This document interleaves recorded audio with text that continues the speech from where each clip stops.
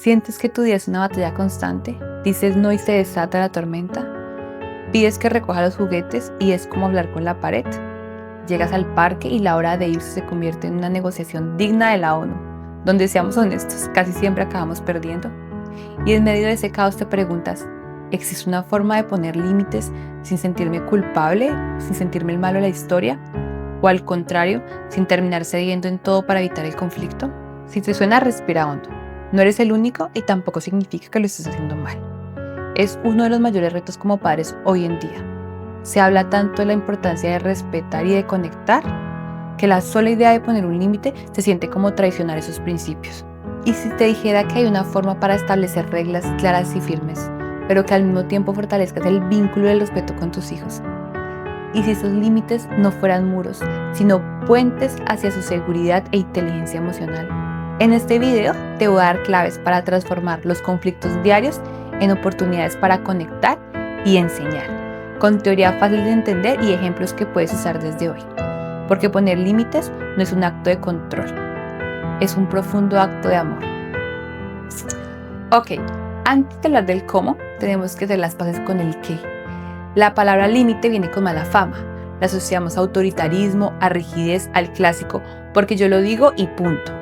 Pero en la crianza respetuosa, un límite es algo completamente distinto.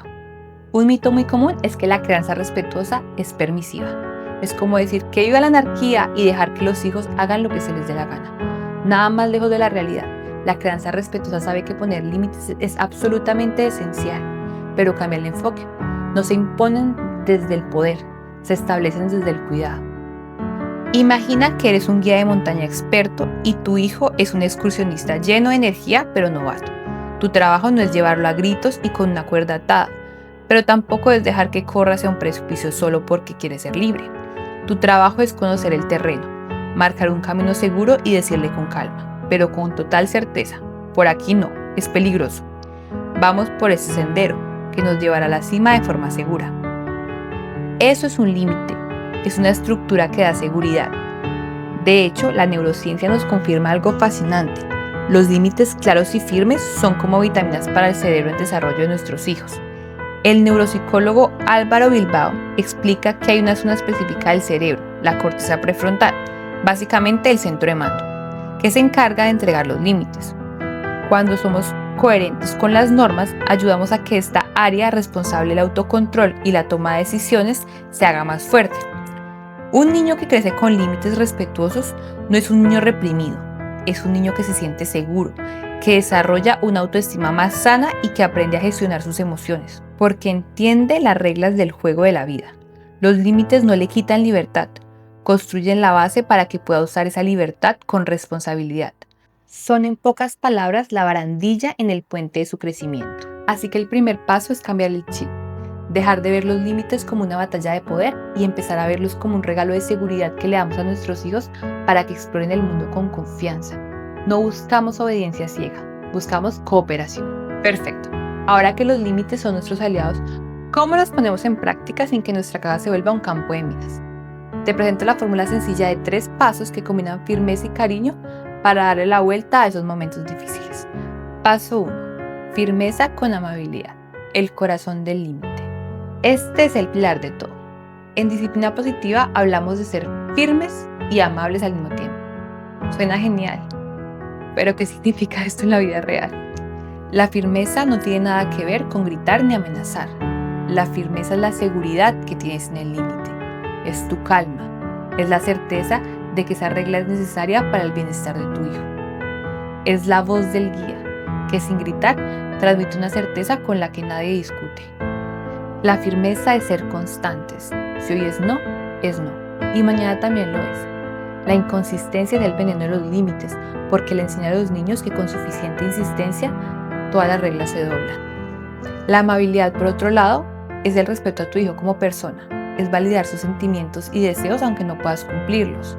Es tu tono de voz, es mirarle a los ojos, es tu postura, es agacharte a su altura en vez de hablarle desde el Olimpo. Es entender que no es su enemigo, es un niño aprendiendo a lidiar con emociones gigantescas en un cerebro que todavía está en construcción. Mira la diferencia: autoritarismo, firmeza sin amabilidad, Te he dicho 1000 veces que apagues la tele o te quedas sin jugar todo el fin de semana. Hay un límite, sí, pero se impone con miedo. Permisividad, amabilidad sin firmeza. Cariño, porfia, apaga la tele. Ok, 5 minuticos más. Cariño, apágala. Pero el límite se esfuma, creando confusión. Crianza respetuosa, firmeza con amabilidad. El tiempo en pantalla se ha terminado. Sé que te da rabia. Esta serie es súper divertida, yo sé. Pero ahora es momento de apagar para ir a cenar. El límite se terminó. Es firme. Pero la forma de decirlo, sé que te da rabia, es empática. Ser firmes y amables a la vez es el superpoder que nos permite guiar sin dominar y respetar sin ceder. Paso 2. Conexión antes de corrección. El poder de validar. Este paso lo cambia todo de verdad. Normalmente cuando un niño se resiste a un límite, nuestro primer impulso es repetir la orden, subir el tono de nuestra voz o empezar con un sermón. Pero la estrategia más efectiva es justo lo contrario. Primero, conectar con lo que siente. Validar no es darle la razón, es entender su emoción, es decirle te veo, entiendo por qué te sientes así y está bien sentirse así. Esto es clave, porque cuando un niño está desbordado por la rabia o la frustración, la parte racional de su cerebro, esa corteza prefrontal de la que hablábamos, está apagada. No puede razonar. Lo primero que necesita es sentirse comprendido para que las aguas vuelvan a su cauce. Volvamos al clásico del parque. Es hora de irse. La reacción típica, que nos vamos, te lo he dicho 5 veces. Como no vengas, mañana no hay parque. Esto solo consigue más resistencia y una lucha de poder. Ponte a su nivel. Míralo a los ojos. Valida su emoción. Veo que estás muy enfadado porque nos tenemos que ir, lo entiendo. La estabas pasando muy bien en el tobogán. Nombra su deseo. ¿Te gustaría quedarte a jugar toda la tarde, cierto? Haz una pequeña pausa. Deja que las palabras les lleguen. En ese momento, dejas de ser su adversario. Siente que estás en su equipo. Su sistema nervioso empieza a calmarse. Y solo ahora repite el límite con firmeza y amabilidad. El tiempo de jugar se ha acabado. Es hora de irnos a la casa a cenar. Al validar primero no cedes al límite, le das la dignidad de verse visto y comprendido. Esto no solo reduce las peleas en el momento, también a la larga le enseña a identificar y manejar sus emociones. Una habilidad para toda la vida. Paso 3. Enfócate en soluciones y consecuencias lógicas. Una vez hemos conectado y mantenido el límite, a veces tiene que haber una consecuencia. Pero ojo, en la crianza respetuosa hay un mundo de diferencia entre castigo y consecuencia lógica. Un castigo busca hacer daño para que el niño aprenda. Por ejemplo, como no has recogido tus juguetes, te quedas sin postre. ¿Qué tiene que ver una cosa con la otra? Nada. El niño no aprende a ser ordenado, aprende a tenerte miedo y a sentir rencor. Una consecuencia lógica, en cambio, está directamente relacionada con la acción, es respetuosa y enseña responsabilidad. Es lo que pasa de forma natural por su decisión. Situación. No quiere ponerse el abrigo y fuera hace frío. Castigo. Si no te pones el abrigo, no sales y te quedas castigado. Consecuencia lógica. Fuera hace frío. Si decides no ponerte el abrigo, vas a sentir frío. Yo lo llevo en la mano por si cambias de opinión. El niño aprende directamente de la experiencia. Situación 2. Tira la comida al suelo a propósito. Castigo. Eres un niño malo, a tu cuarto. Consecuencia lógica. Veo que has tirado la comida. Eso me dice que ya no tienes hambre y que ya has terminado. Ahora, por favor, ayúdame a limpiarlo. Se retira la comida y se le involucra en la solución, limpiar. Situación 3. No recoge sus carritos después de jugar. Castigo. Pues mañana no ves la tele. Consecuencia lógica. Los juguetes que no se guardan necesitan descansar. Si decides no recogerlos, los guardaré yo y no estarán disponibles para jugar hasta mañana.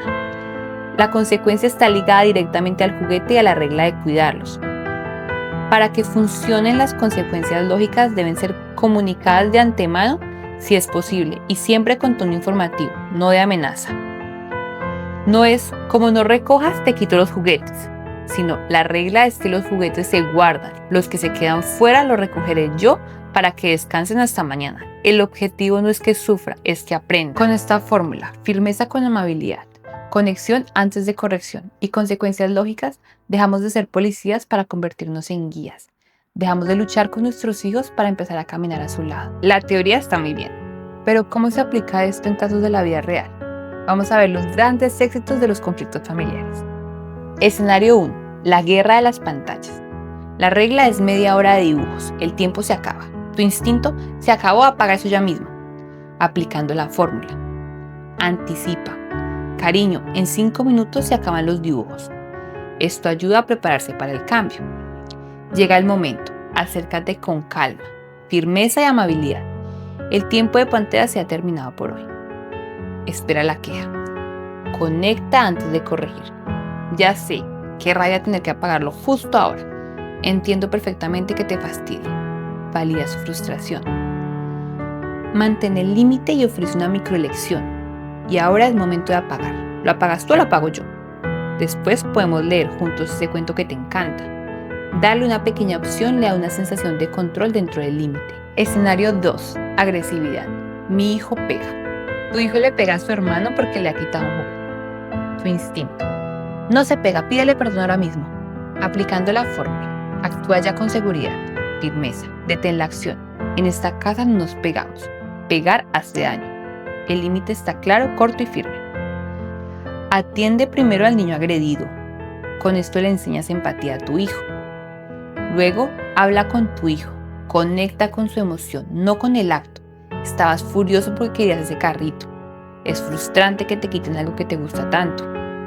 Repite el límite y enseña qué hacer en su lugar. Y aunque estés muy enfadado, pegar no es una opción. La próxima vez, en vez de pegar, puedes usar tus palabras y decir con voz fuerte: eso es mío, o venir a pedirme ayuda. ¿Lo practicamos? ¿Y qué hacemos cuando empieza un berrinche a nivel experto? Aquí es cuando te pones tu chaqueta de guía de montañas. Mantén la calma. Tu calma es tu salvavidas. Si tú te alteras, vas a echar más leña al fuego. Respira. No es una emergencia, es solo una emoción desbordada. No cedas. Si después de validarlo le das lo que pides, le enseñas que un buen berrinche es la llave para conseguirlo todo. Tu firmeza le da seguridad aunque no lo parezca. Acompáñalo, no tienes que arreglarlo. A menudo solo basta con estar ahí. Puedes decirle: estoy contigo, entiendo que estés enojado. Cuando estés listo te doy un abrazo. No lo dejes solo con emociones tan grandes. Tu presencia le dice: te quiero siempre, incluso cuando estés así. Confía en el proceso. Aceptar su frustración es aceptar que no puedes ni debes hacerlo feliz todo el tiempo. Su capacidad para tolerar un no es un músculo que se entrena cada vez que se topa con un límite puesto con amor. Estás haciendo un trabajo increíblemente importante, aunque en ese momento parezca una tortura. Recuerda, el objetivo no es evitar los conflictos. Los conflictos son oportunidades de oro para aprender. El objetivo es manejarlos de una forma que construya a su relación en lugar de demolerla. Poner un límite desde el respeto no es una fórmula mágica, es una forma de mirar a nuestros hijos. Es entender que no es un no a ellos, es un sí a su seguridad, a su aprendizaje y a nuestra relación. Hemos visto que la clave es ser firmes y amables, es conectar con el corazón antes de corregir la conducta y en usar consecuencias que enseñen en lugar de castigos que hieren. Habrán días buenos, de guía de montaña experto, y habrán otros donde te sentirás totalmente perdido en la niebla. Y no pasa nada. La clave no es la perfección, es la intención y de seguir preguntándote: ¿cómo puedo ser el líder calmado que mi hijo necesita? Cada vez que pones un límite con calma, validando la emoción de tu hijo, le estás metiendo una moneda de oro a su cuenta bancaria emocional. Le estás enseñando sobre seguridad, empatía y respeto. Y le estás dando herramientas no solo para portarse bien, sino para ser una buena persona. Ahora me gustaría escucharte. ¿Cuál es el mayor reto al que te enfrentas poniendo límites en tu casa? Coméntalo en los comentarios. Leernos nos ayuda a sentirnos menos solos en este camino. Si este video te ayudó, compártelo con otras familias. Suscríbete y activa la campana para más videos de maternidad real sin filtros. Y recuerda, con amor se cría aunque estemos lejos.